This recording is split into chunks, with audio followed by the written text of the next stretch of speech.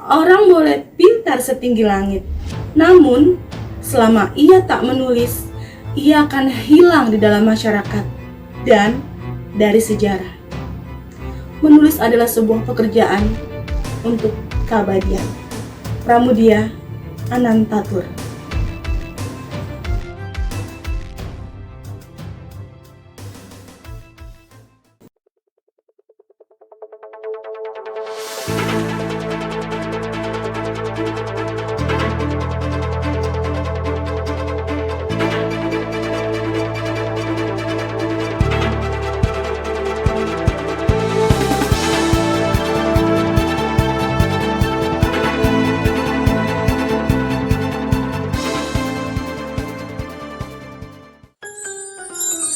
Assalamualaikum warahmatullahi wabarakatuh. Apa kabar peserta didikku yang cerdas dan kompeten? Dalam kesempatan ini, marilah kita sama-sama turut andil berjuang memerdekakan Indonesia dari musuh yang tak kasat mata, yaitu COVID-19, dengan selalu mematuhi protokol kesehatan. Jalan-jalan ke Cibodas, jangan lupa memakai baju merah. Wahai peserta didikku yang cerdas, mari kita sama-sama belajar unsur kebahasaan dalam teks cerita sejarah.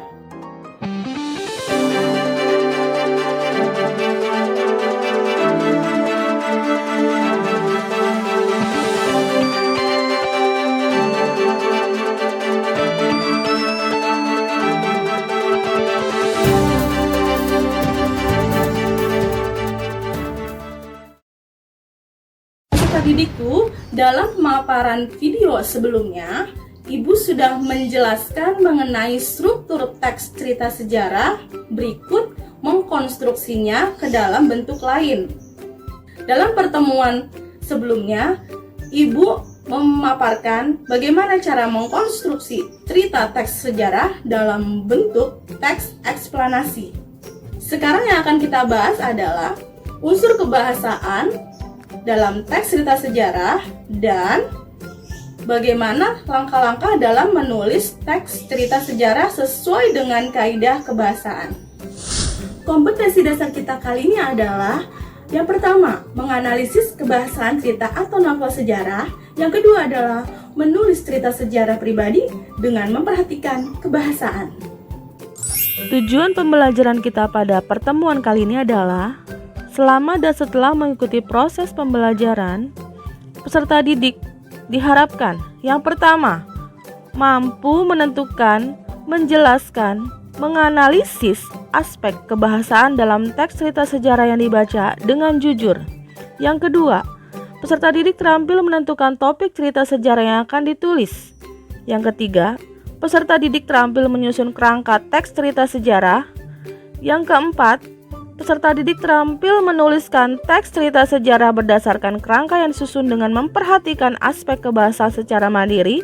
Yang kelima, peserta didik terampil menyunting teks cerita sejarah dengan tanggung jawab.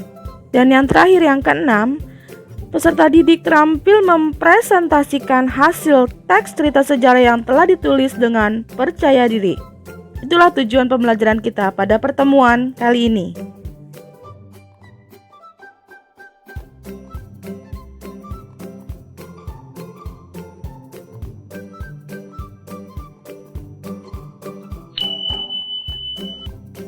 Kaidah kebahasaan dalam teks cerita sejarah yang pertama adalah kata ganti atau pronomina.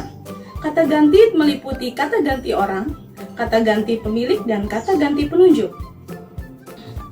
Dalam teks cerita sejarah, kata ganti orang ini dimaksudkan untuk mengganti kata benda atau untuk mengganti kata atau nama orang agar tidak terkesan bertele-tele. Saya akan menjelaskan secara rinci untuk kata ganti orang atau pronomina persona. Kata ganti orang ini terbagi menjadi dua, ada yang tunggal, ada yang jamak. Untuk kata ganti orang pertama, contohnya untuk yang tunggal adalah saya, aku, daku, dan diriku. Untuk kata ganti orang pertama jamak, kita, kami. Sedangkan kata ganti orang kedua untuk tunggal, kamu, anda, kau, saudara. Lalu untuk yang jamaknya adalah kalian, kamu atau anda sekalian, kamu sekalian. Untuk kata ganti orang ketiga tunggal, ia, dia, beliau, dan yang jamaknya adalah mereka. Untuk kata ganti yang kedua adalah kata ganti pemilik atau biasa disebut dengan pronomina possessiva. Pronomina possessiva ini terdiri dari kata ku, mu, nya, kami, dan mereka. Ini dimaksudkan untuk mengganti kepemilikan, ya. Lalu untuk kata ganti penunjuk atau pronomina demonstrativa, kata ganti penunjuk umum, penunjuk tempat, dan penunjuk hal atau ihwal. Untuk kata ganti penunjuk ada kata ini, itu, dan anu. Sedangkan untuk penunjuk tempat ada kata sana, sini, situ. Dan penunjuk hal atau ihwal begini, begitu, sesuatu. Mohon diperhatikan dalam kebiasaan kalian berkata-kata atau berbicara, ada kata seperti sana, sini, lalu kalian menyebutkan kata sono. Kata sono merupakan bentuk kata yang tidak baku, ya. Begitu juga dengan yang penunjuk ihwal, kata begini, begitu yang baku, sedangkan kata begono itu tidak baku. Untuk unsur kebahasaan yang kedua dalam teks cerita sejarah adalah kata keterangan atau adverbia. Adverbia berfungsi untuk memberikan keterangan pada verba atau kata kerja, numeralia atau kata bilangan, dan adjektiva untuk kata sifat. Berikut ini adalah jenis-jenis adverbia. Yang pertama adalah berdasarkan tempat. Adverbia contohnya di, ke, dan dari, ya. Lalu adverbia yang menunjukkan waktu ada kata pada, kemari, besok, lusa, sekarang. Lalu kata adverbia yang menyatakan alat adalah kata dengan menggunakan, dengan cara, menggunakan. Lalu yang menyatakan syarat adalah kata jika, dan terakhir untuk menyatakan sebab yaitu kata karena, oleh karena itu, oleh sebab itu. Peserta didikku sekalian, kata kerja atau verba material merupakan unsur kebahasaan yang ketiga dalam teks cerita sejarah. Kata kerja yang mengacu kepada perbuatan, contohnya adalah memasak, membaca, membersihkan. Perlu diingat, kata kerja tergolong menjadi beberapa, ya. Salah satunya adalah verba material atau verba tingkah laku. Selain dari verba material ada kata verba proses, contohnya adalah bom itu meledak. Meledak merupakan bentuk verba untuk proses. Lalu untuk kalimat saya sakit, kata sakit ini merupakan verba keadaan, jadi bukan verba tingkah laku. Nah, untuk verba material adalah yang menyatakan perbuatan atau tingkah laku. Seperti yang tadi dijelaskan, contohnya ada kata memasak, membaca, membersihkan, menanam, memberi, dan lain sebagainya. Unsur kebahasaan selanjutnya dalam teks cerita sejarah adalah konjungsi atau kata hubung yang berkaitan dengan waktu, atau biasa disebut dengan konjungsi temporal. Fungsinya adalah untuk menata urutan peristiwa agar kronologis, baik itu dalam segi urutan kejadiannya atau urutan peristiwanya. Yang pertama itu ada konjungsi temporal sederajat. Contoh katanya adalah sebelumnya, sesudahnya, kemudian, lalu, selanjutnya. Lalu yang kedua adalah konjungsi temporal tak sederajat. Contoh katanya adalah apabila, bila, bila mana, demi, hingga, ketika, waktu, tatkala, sambil, seraya, sejak, semenjak, selama, sementara.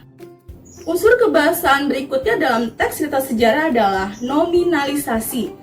Proses pembentukan kata benda melalui afiksasi atau pengimbuhan. Ini yang pertama adalah dengan pemberian sufiks atau akhiran. Di sini akhiran yang sering digunakan adalah akhiran an, si, isme, is, or, dan al. Ya. Lalu yang kedua dengan prefiks atau awalan pe, se, dan ke. Contohnya itu kata sekantor, lalu kata pedagang. Lalu yang ketiga adalah dengan konfiks atau gabungan antara awalan dengan akhiran, contohnya itu kata ke, kean, peran, pean. Lalu kata yang muncul dari imbuhan ini adalah contohnya kekayaan dan pertunjukan. Selanjutnya yang keempat adalah dengan infix atau sisipan. Sisipan yang muncul adalah el dan er. Contohnya adalah kata gelembung, asal kata dari gembung mendapatkan sisipan ya. Lalu kata seruling, asal kata suling mendapatkan sisipan er, dan kata telunjuk, asal kata tunjuk mendapatkan sisipan el.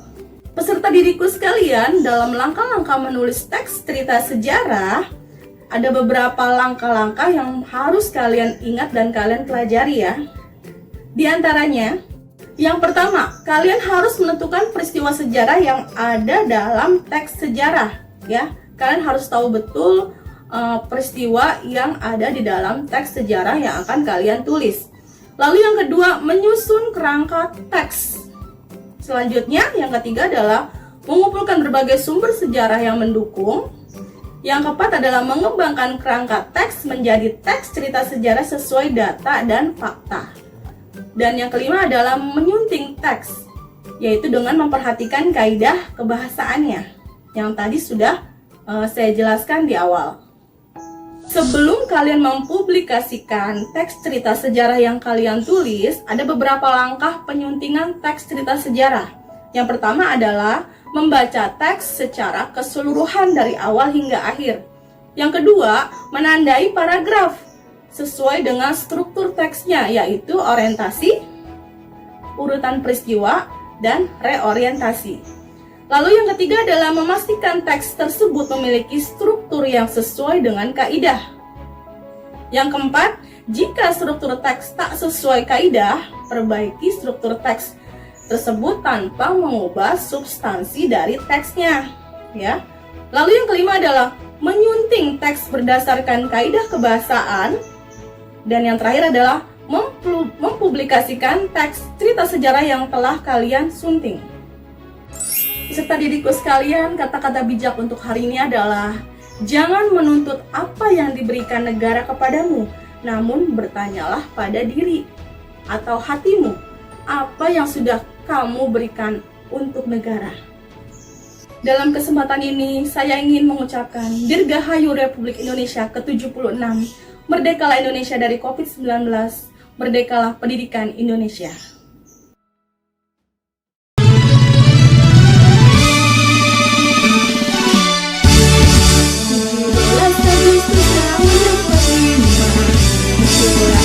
Kemerdekaan kita, mari merdeka, nusa dan bangsa, adalah hanya bangsa Indonesia.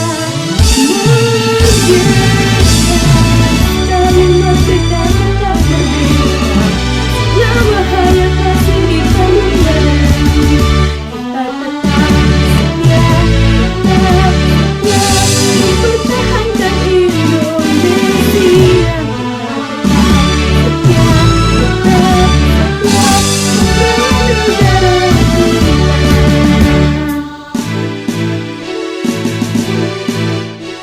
Demikian pembelajaran kita hari ini dan pemaparan materi yang telah Ibu sampaikan. Semoga bermanfaat bagi kalian.